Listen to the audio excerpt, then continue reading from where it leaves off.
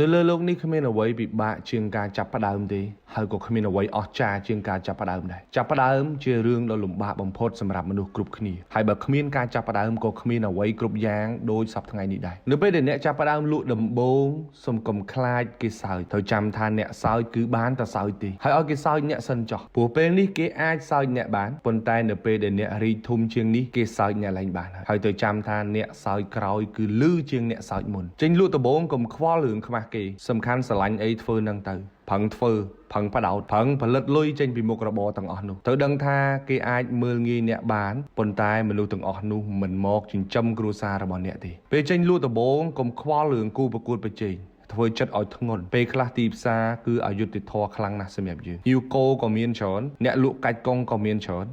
តែត្រូវធ្វើខ្លួនឲ្យមានតម្លៃបំផុតសម្រាប់ភ្ញៀវរបស់អ្នកត្រូវចាំថាដើមឈើមួយដើមដែលចាក់ឫសបានជ្រៅមិនងាយរលំងាយទេពេលអ្នកលក់ដំបូងកុំខ្វល់រឿងលុយចាប់ផ្ដើមដំបូងពី10រៀល20រៀលក៏ដោយត្រូវរៀនសូត្រពីមុខរបរនោះសិនចាស់ថាទូកតូចស្រួលបត់កុំឲ្យលុយដឹកមុខឲ្យសោះត្រូវថែចិត្តភ្ញៀវឲ្យខ្លាំងលុយប្រៀបដូចជាកូនកំមុំចឹងភ្ញៀវប្រៀបដូចជាម្ដាយកូនកំមុំចឹងបើសិនជាម្ដាយអូខេហើយកូនចាំតែអូខេតាមក្រោយទេដូចនេះការងារធំរបស់អ្នកលក់មិនមែនប្រឹងយកលុយពីភ្ញៀវទេប្រឹងយកចិត្តភ្ញៀវឲ្យខ្លាំងចេញលក់ដំបូងត្រុកតែត្រូវគ្រប់គ្រងអំណត់ដល់ពេលដែលលក់បានលុយច្រើនត្រូវចេះគ្រប់គ្រងអំនួតមានលុយតិចតួចកុំខែងរែងដាក់ភ្ញៀវកុំមើលងាយភ្ញៀវឲ្យសោះចរិតពីមុនរបស់អ្នកបែបណាត្រូវរក្សាចរិតនោះឲ្យថិតថេរទៅសម្បូរញាត